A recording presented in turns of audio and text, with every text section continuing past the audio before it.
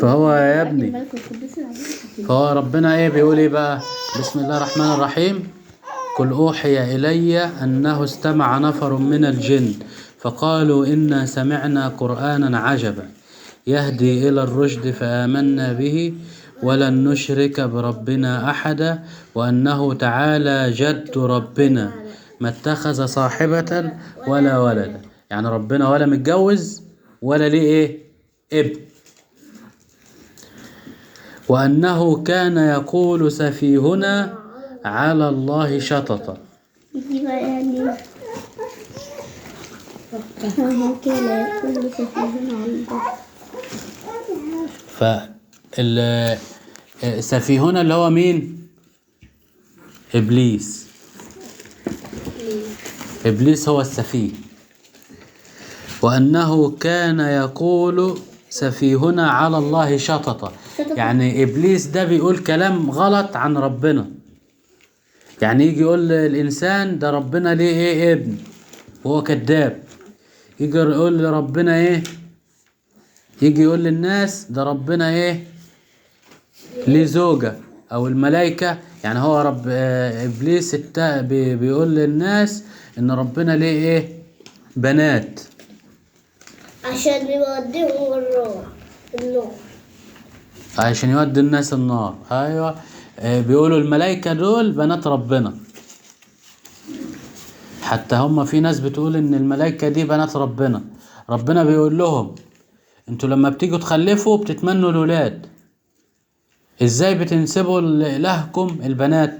مش عارفة ليه صح الشيطان بيخلي الواحد يتمنى الولد وما يتمناش البنت. الولد عشان الولد منتج. وأنه كان يقول سفيهنا على الله شططا وأنا ظننا أن لن تقول الإنس والجن على الله كذبا. الإنس اللي هم الإنسان والجن. الإنس اللي هم الإنسان البني آدم. عارفة ايش؟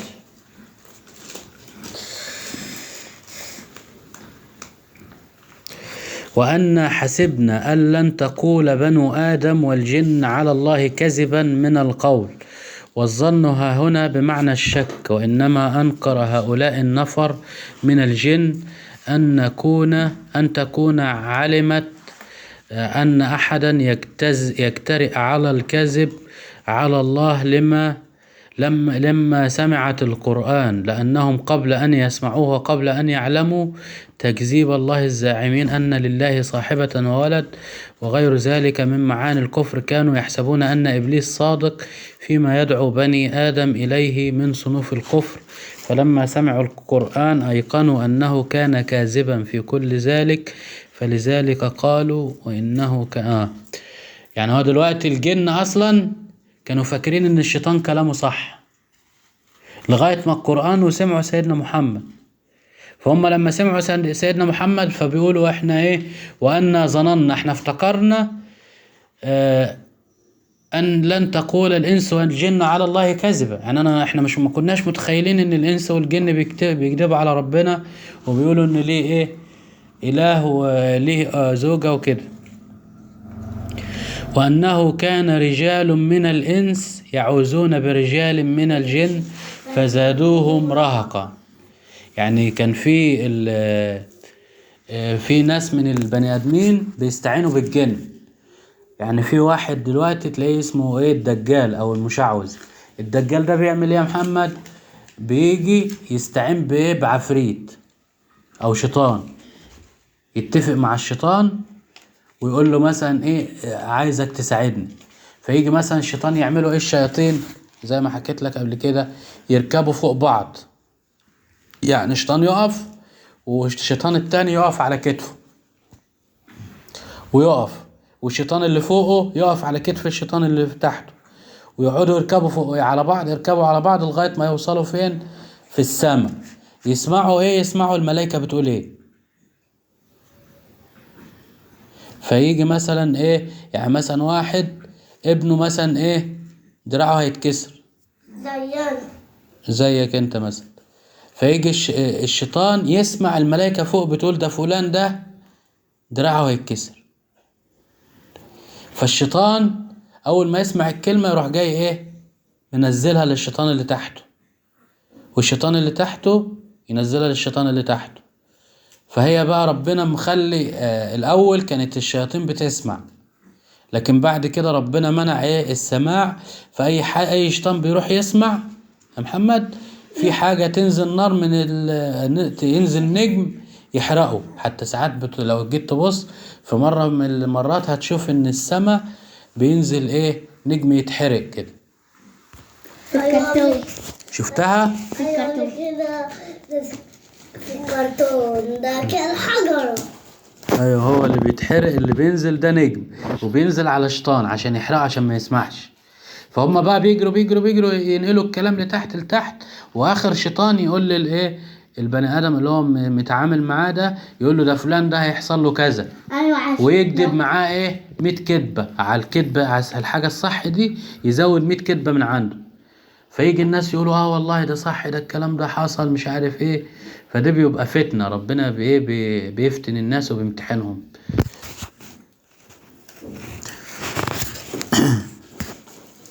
يا بابا نعم. كنت أدري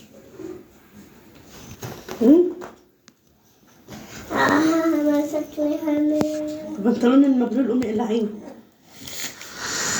ماشي.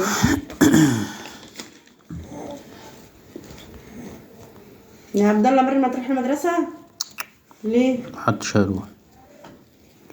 محمد ما خدش لسه الأجازة. عبد الله محمد لسه ما خدش الأجازة، العيال بيروح. مش انت آخر يوم كان العيال كلها بتروح؟ يوم الاثنين بقى هنبطل نيجي. يلا خليه يروح عشان ياخد بسكوت. هو كده اخر البتاع. هو ياخد عليهم بسكوت من بكرة. هو آخر يوم اصبر علينا مثلاً. بس كده، اصبر يا بنت بسك. يوم الاثنين آخر يوم.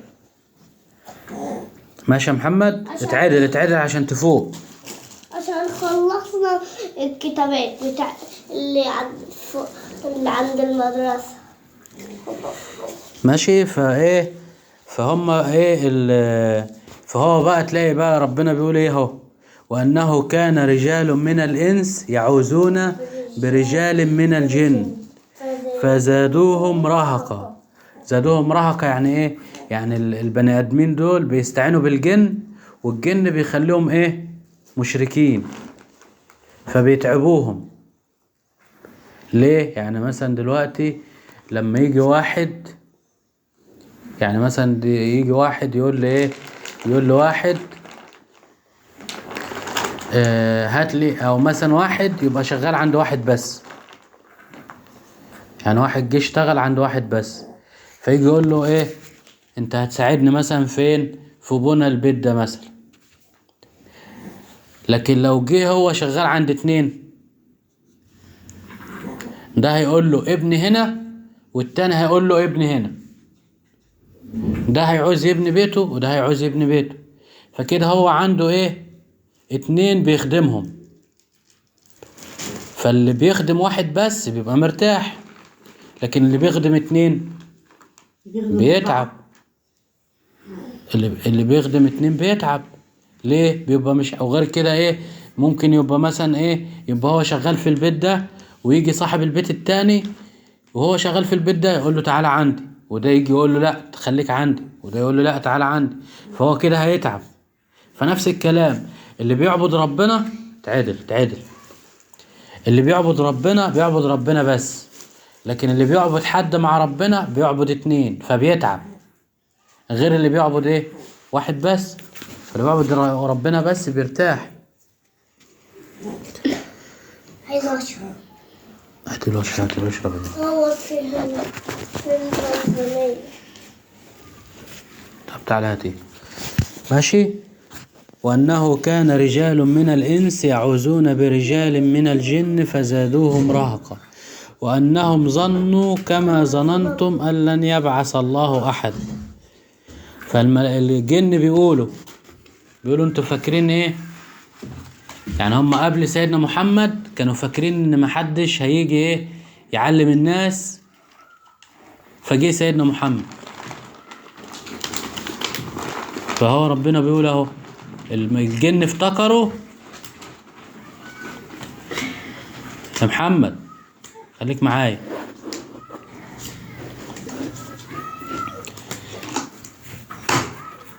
وأنهم ظنوا كما ظننتم أن لن يبعث الله إيه أحدا. يعني هم فاكرين إن ربنا مش هيبعت إيه حد هيبقى يا ابني ربنا مش هيبعت إيه حد.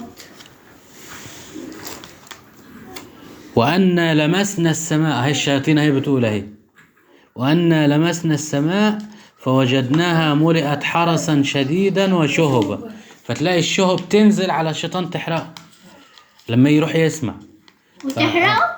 ايوه بتحرقه، على حسب، ممكن تحرقه او ما تلحقوش، ممكن بس في هو الغالبية بيصطادوا. وأن كنا نقعد منها من السماء، بيقعد من السماء يروح يسمع في السماء الأول قبل ما يتمنع الشيطان. فهو بيقول ايه وأن كنا نقعد منها مقاعد للسمع فمن يستمع الآن يجد له شهابا رصدا.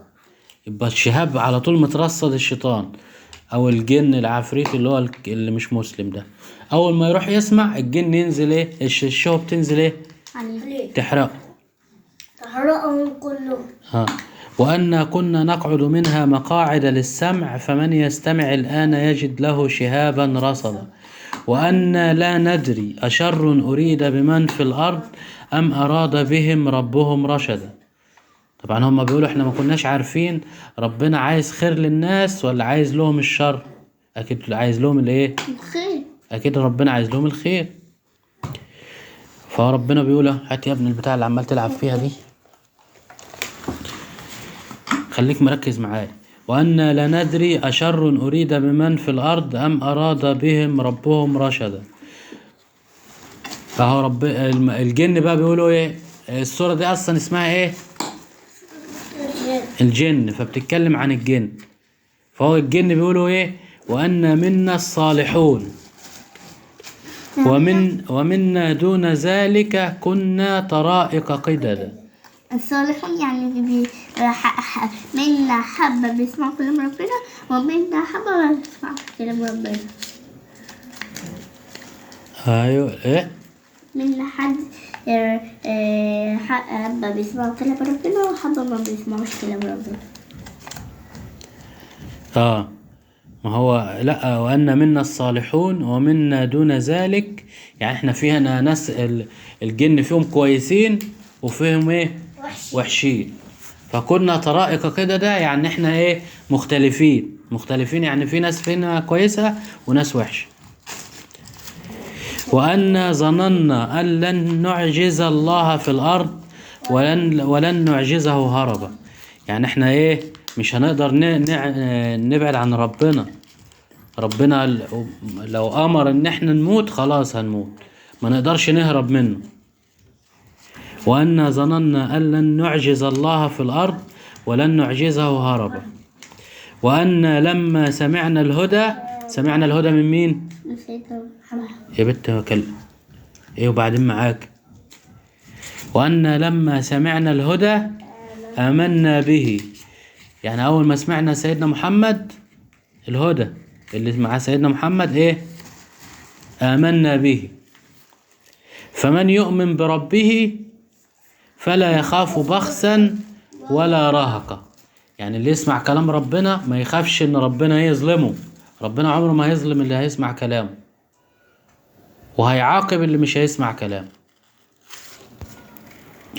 وأن منا المسلمون، اهو الجن اهو بيقول الجن بيقول ايه وأن منا المسلمون، يعني الجن فيهم ايه مسلمين اهو زينا. ومنا القاسطون اللي هم ايه مش مسلمين. فمن أسلم فأولئك تحروا رشدا، يعني اللي أسلموا هي ايه يبقوا هم دول الراشدين الكويسين الصالحين.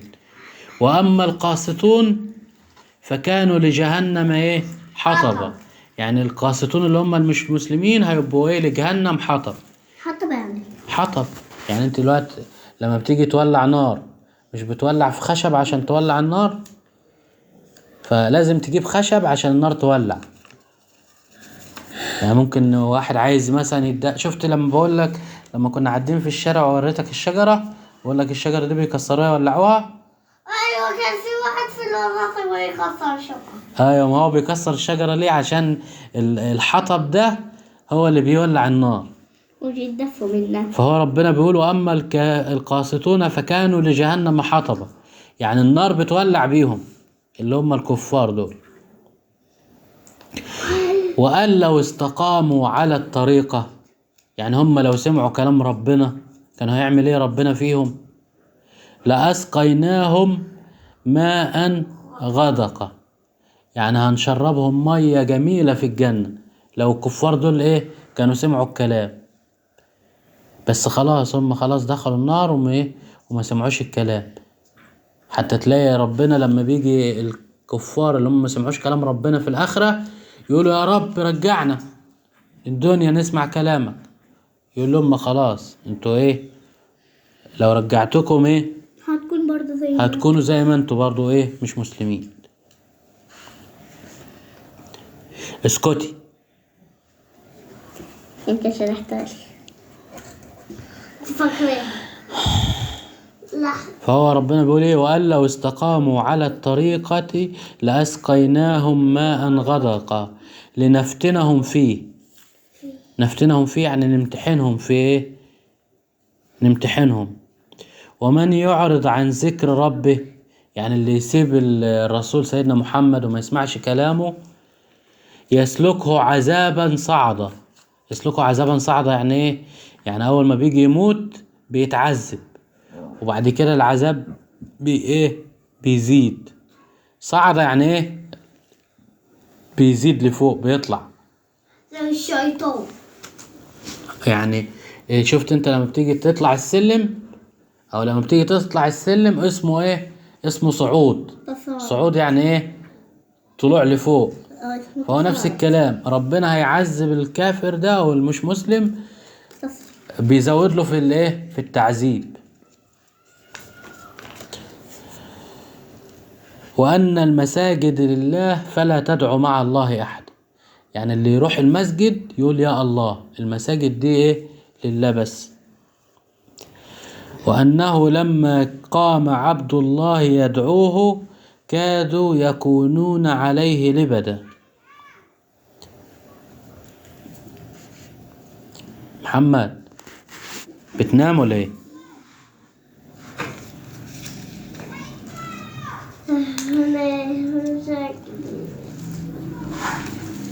فهم لما جه سيدنا محمد اللي هو عبد الله اللي هو سيدنا محمد كده لحد 21 كادوا يكونون على محمد جماعات بعضها فوق بعض واحدها لبدة، وفيها لغتان كسر اللام لبدة ومن كسرها جمعها لبد، وضم اللام لبدة ومن ضمها جمعها لبد. يعني لبدة دي جمع، مفرد لبدة لبدة أو لبدة.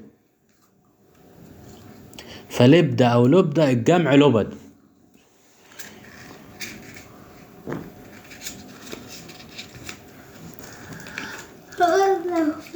اوكي عديت يعني 13 في رقم كام؟ رقم حوالي عديت 17. فهم سيدنا محمد هو عبد الله اللي هو سيدنا محمد. فربنا بيقول أنه لما قام عبد الله يدعوه كادوا يكونون عليه لبدا، يعني هم الجن لما سمعوا سيدنا محمد قعدوا يطلعوا فوقه، كانوا عايزين يطلعوا فوق سيدنا محمد كده عشان يسمعوا من كتر جمال القرآن. فاتجمعوا وطبعا حايشين بعض فكله عايز يسمع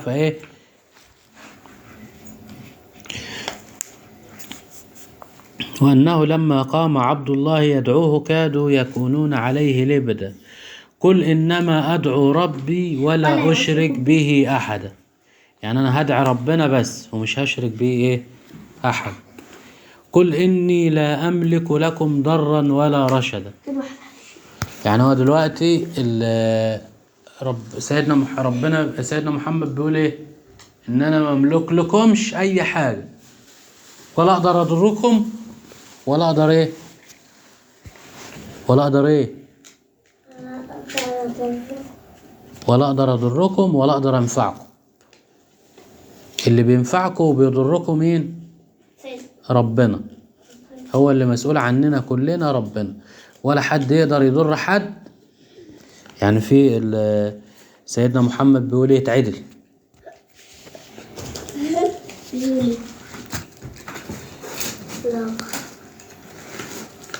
ما تعلنيها.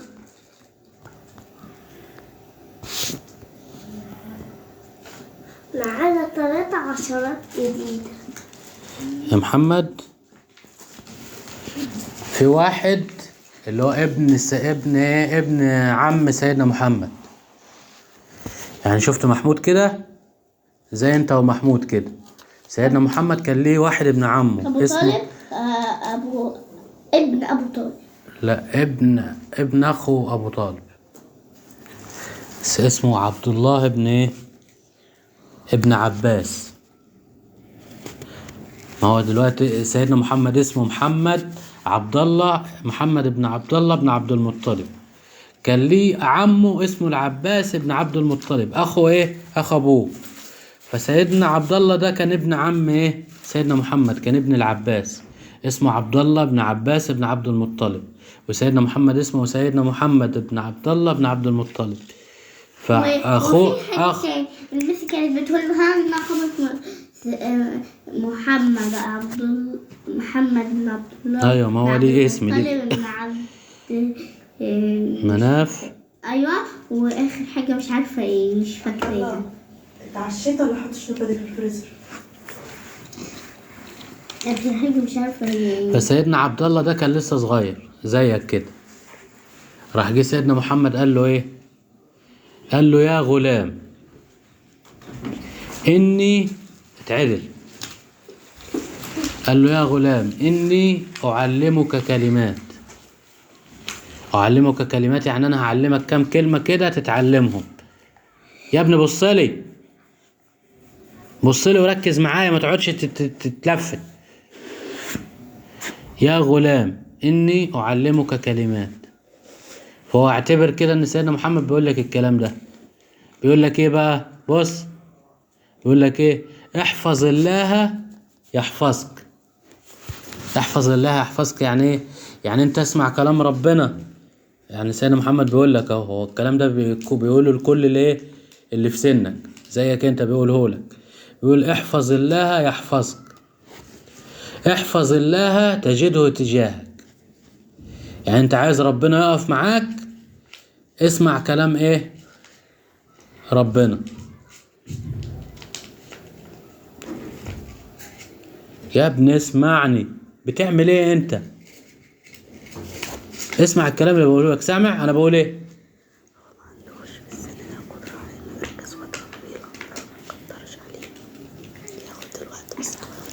حاضر بس. احفظ الله يحفظك. يعني انا اول ما احفظ ربنا يحفظني. يعني اول ما اقول له اول ما اسمع كلام ربنا ايه؟ هيحميني. احفظ الله يحفظك. احفظ الله تجده تجاهك. واذا سألت فاسأل الله. يعني انت لما تعوز حاجة محمد، اول ما تسأل اسأل ربنا. يقول لي بقى اذا سألت فاسأل الله، يقول اللي هو عايزه. يعني اي حاجة بتتمنيها اطلبيها من ربنا. اطلبها يعني. اقول لي ايه الاول عشان اطلبها؟ اطلبي. يعني مثلا دلوقتي يا رب عايز ربنا يسامحني، اقول يا رب سامحني. عايز ربنا يغفر لي، اقول يا رب اغفر لي. عايز مثلا ربنا يرزقني، اقول يا رب ارزقني. اذا سألت فاسأل الله، واذا استعنت فاستعن بالله. واعلم ان الامة، يعني الناس كلها دي يا محمد، لو اجتمعت على أن ينفعوك بشيء لم ينفعوك إلا بشيء قد كتبه الله لك. يعني لو الناس كلها دي عايزة تساعدك وربنا كتب إن هم يساعدوك، مش هيساعدوك إلا باللي ربنا قال عليه. ولو اجتمعوا على أن يضروك بشيء لم يضروك إلا بشيء قد كتبه الله عليك. يعني هو الناس كلها لو عايزة تأذيك، لو الناس كلها عايزة تأذيك وربنا قال مش هيأذيك، يبقى ربنا يبقى محدش هيقدر يأذيك. ايوه. ولو اجتمعوا على ان يضروك بشيء لم يضروك الا بشيء قد كتبه الله عليك. جفت الاقلام ورفعت الصحف. يعني مفيش كلام بعد كده.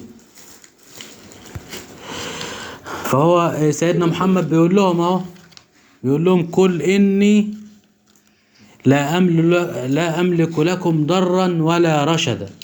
يعني أنا ولا أقدر أفيدكم ولا أقدر أضركم. هو اللي يقدر يضر ويفيد ربنا بس. قل إني لن يجيرني من الله أحد. يعني ربنا لو قال مثلا فلان ده يموت، محدش يقدر يحوشه من الموت. خلاص هيموت يعني هيموت طالما ربنا أمر إن هو يموت، أو جت ساعة الموت بتاعته. يعني ربنا قال ده فلان ده يعيش مثلا 60 سنة ويموت. أول ما يبقى عنده 60 سنة هيموت، محدش يقدر يزود ساعة تاني في حياته. قل إني لن يجيرني من الله أحدا ولن أجد من دونه ملتحدا. يعني ما قدرش حد يساعدني غيره إلا بلاغا من الله ورسالاته. يعني ربنا هو اللي بيبلغ عن طريق الرسل بتوعه. ومن يعص الله ورسوله فإن له نار جهنم خالدين فيها أبدا حتى إذا رأوا ما يوعدون فسيعلمون من أضعف ناصرا وأقل عددا. يعني ربنا وعدهم بالنار اللي مش هيسمع كلامه، حتى إذا رأوا ما يوعدون. يعني ربنا بيوعد اللي مش مسلم بالنار.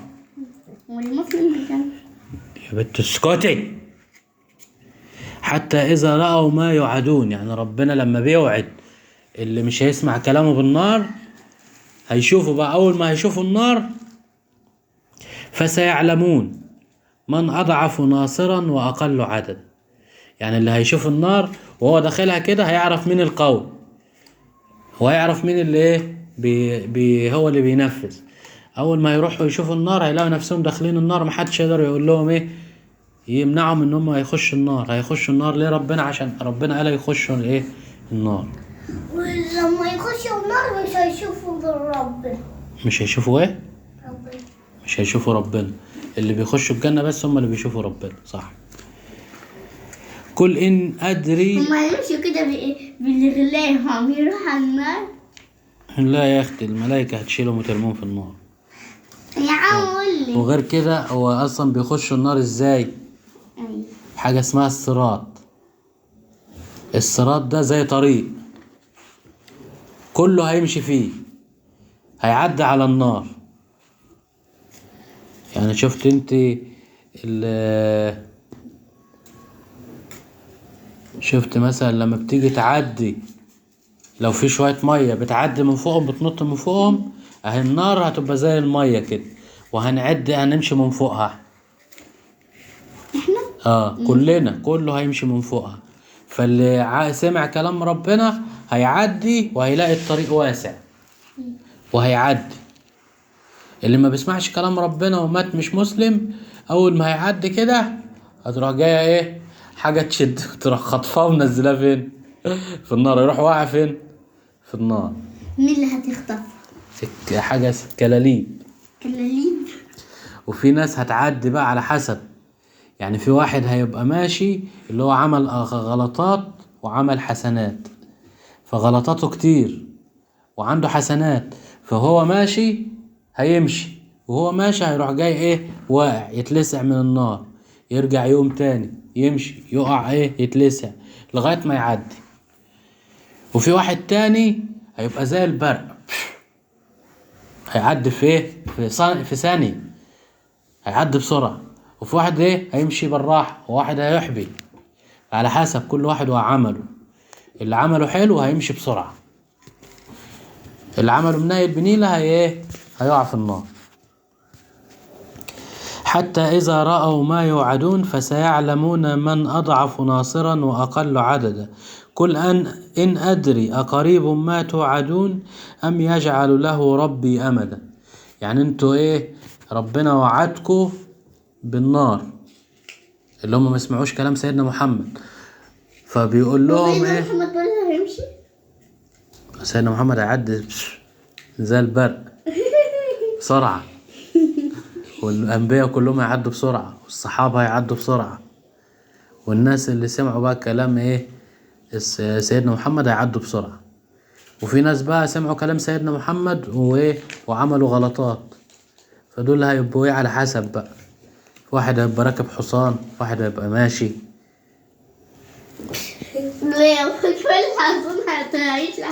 ما هو اللي راكب حصان ده اللي هو سمع كلام ربنا وما عملش غلطات كتير. لكن اللي عمل في ناس، يعني في ناس في وهي طالعة من القبر، يعني بعد ما الناس كلها هتموت وتخش التراب هيطلعوا من التراب. في ناس هتطلع تمشي على وشها، مش هيمشوا على رجليهم، اللي هم الكفار دول هيبقوا وشهم ازرق ويمشي على وشهم. المسلمين هيمشي عليهم، المسلمين هيمشوا على رجليهم. وفي ناس في مسلمين هيمشوا على رجليهم، وفي ناس مسلمين هيبقوا راكبين حصنة والجو جميل وهيبقوا سعدة. والكافر ده هيبقى ماشي على وشه يتعور وهيتبهدل، وبعد كده هيترمي في النار، اللي هو اللي مش مسلم. وبعدين هنخش الجنة لما ربنا هيعذب الكفار. ده ربنا هيعذبهم، هيوريهم الويل. ماشي. قل أن أدري أقريب ما توعدون. يعني الكفار ربنا بيقول، سيدنا محمد بيقول لهم أنا معرفش الكفر اللي انتوا فيه ده آخره امتى. يعني هو ربنا هو اللي محدد الميعاد، ما أنا معرفش. قل إن أدري أقريب ما توعدون أم يجعل له ربي أمدا. يعني معرفش العذاب بتاعكم ده هيبقى قريب ولا بعيد. انتوا هتعذبوا بس ما نعرفش امتى، قريب ولا بعيد. قل إن أدري أقريب ما توعدون أم يجعل له ربي أمدا. عالم الغيب والشهادة فلا يظهر على غيبه أحد. اللي يعرف ان انتوا هتخشوا النار امتى ربنا بس. ليه ربنا بس هو اللي بيعرف؟ عالم الغيب اللي هو مين؟ ربنا. فلا يظهر على غيبه أحدا إلا من ارتضى من رسول. يعني ممكن ربنا يعرف الغيب لمين؟ لرسول. فإنه يسلك من بين يديه ومن خلفه رصدا.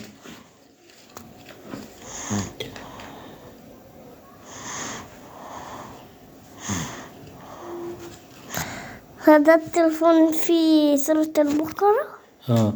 فإنه يرسل من أمامه ومن خلفه حرسا وحفظه يحفظونه.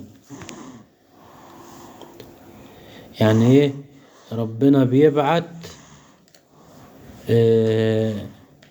اللي هم الناس الحلوة، بيبعت لهم ربنا ملائكة تحفظهم. يعني انت ممكن واحد ربنا يخلي الملائكة تحرسه تحميه، يبقى هو ماشي كده محدش يقدر يكلمه، اي حد يجي يأذيه الملائكة هتدافع عنه. إلا من ارتضى من رسول فإنه يسلك من بين يديه ومن خلفه رصدا. بابا لما الكفار راحوا لبيت سيدنا محمد، ازاي عدى في وشهم وهم مش شايفينه؟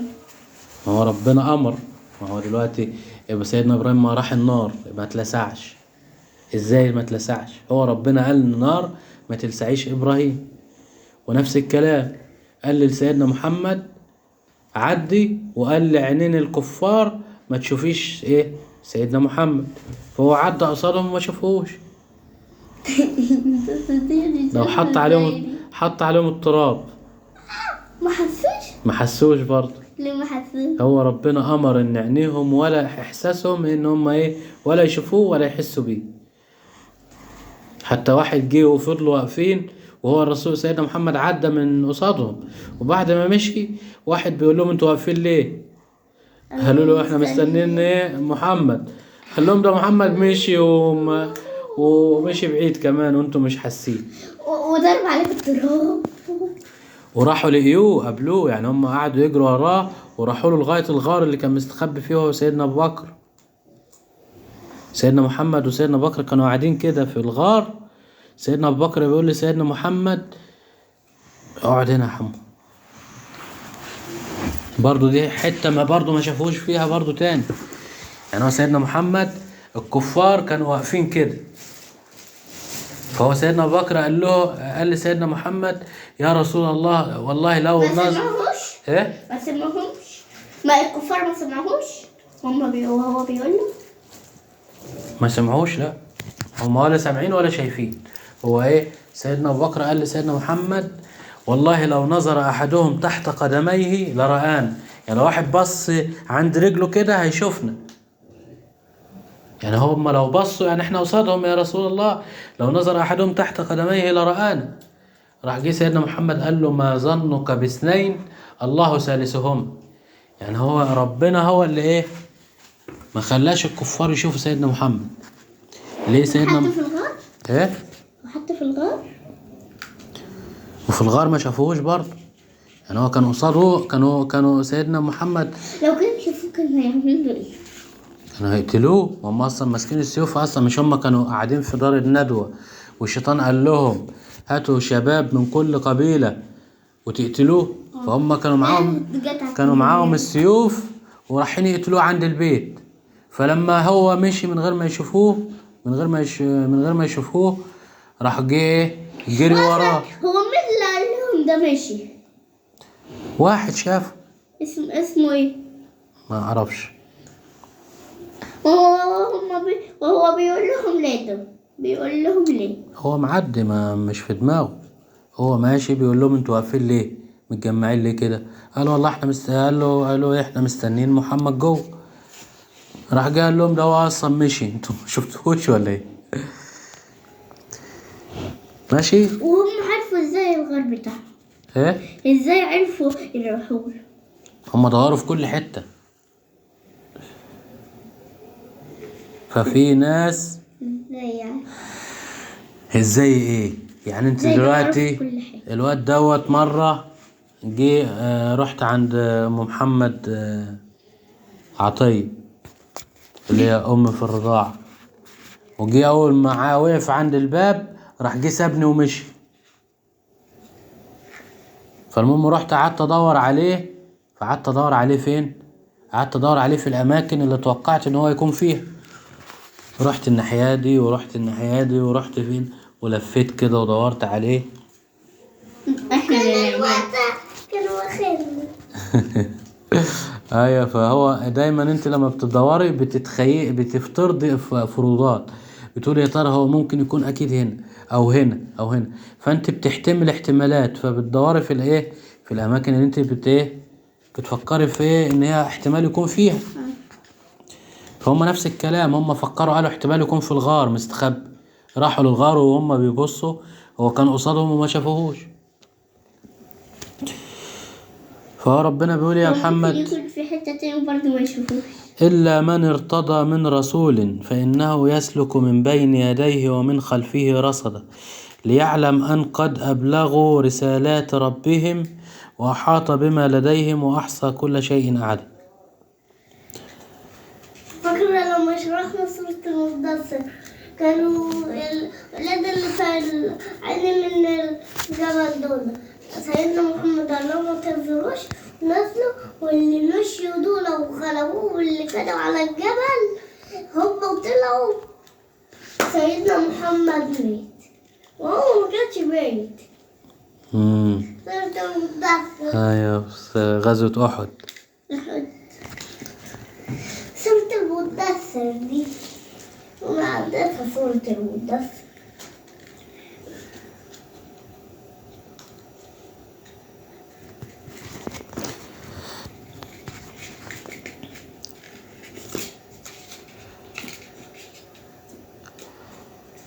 احنا قلنا سورة يا بابا. هو احنا هنروح امتى الترم التاني؟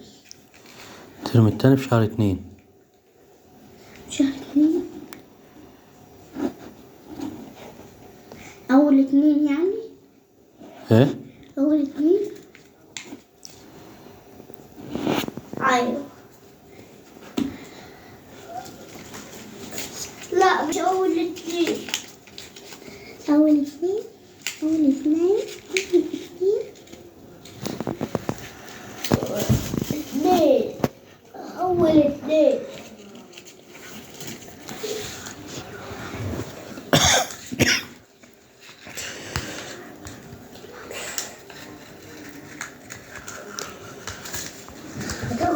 والنجم إذا هوى ما ضل صاحبك وما غوى ولا ينطق عن الهوى إنه لوحي يوحى علمه شديد القوى ذي قوة فاستوى وهو بالأفق الأعلى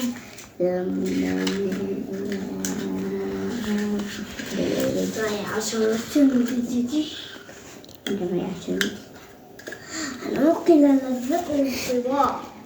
بس ما تلزقهمش انت ما يتشوش.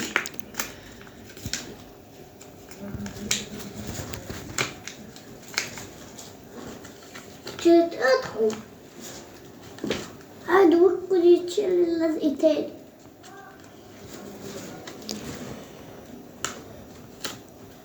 أيوة هيكون في النص شيء.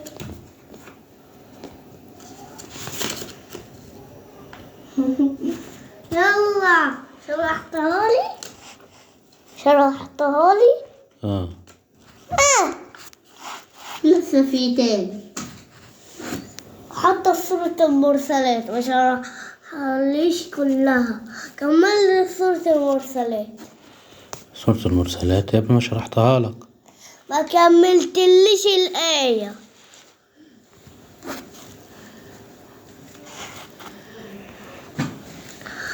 كمل لي الآية يا ابني خلصتها لك شرحت لك كله. طب بشرحها لك تاني بس اقعد بقى دلوقتي. انت مش كنت عايز تنام؟ وانت شرحتها ازاي كلها؟ شوف تاني.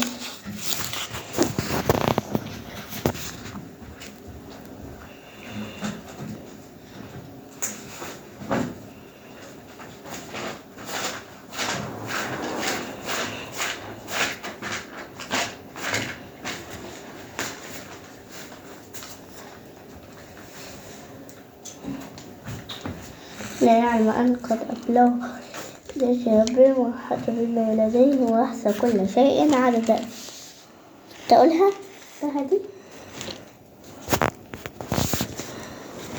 بس بقى ما تشدش.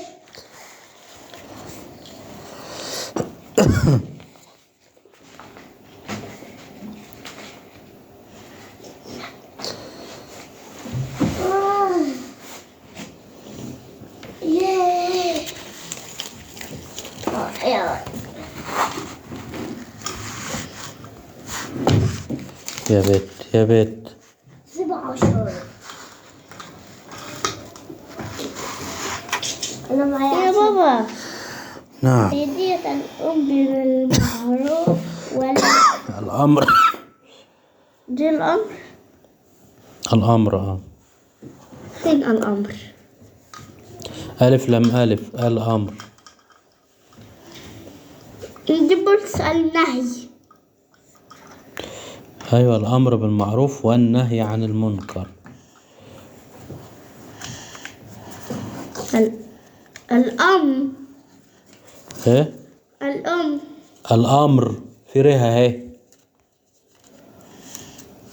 الأمر بالمعروف والنهي عن المنكر.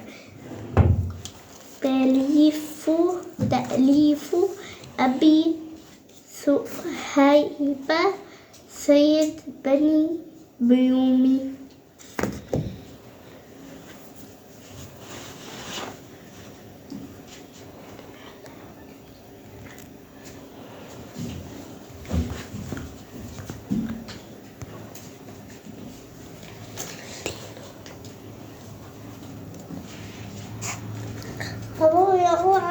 كده كده لف بيه الناحية دي. اوعى كده انا هقوم ليه فهو يا ابني، فهو ربنا ايه بيقول ايه بقى؟ بسم الله الرحمن الرحيم. قل اوحي الي انه استمع نفر من الجن فقالوا انا سمعنا قرانا عجبا يهدي الى الرشد فآمنا به ولن نشرك بربنا احدا وانه تعالى جد ربنا ما اتخذ صاحبة ولا ولدا. يعني ربنا ولا متجوز ولا ليه ايه ابن. وأنه كان يقول سفيهنا على الله شططا. دي بقى يعني هو كان يقول سفيهنا على الله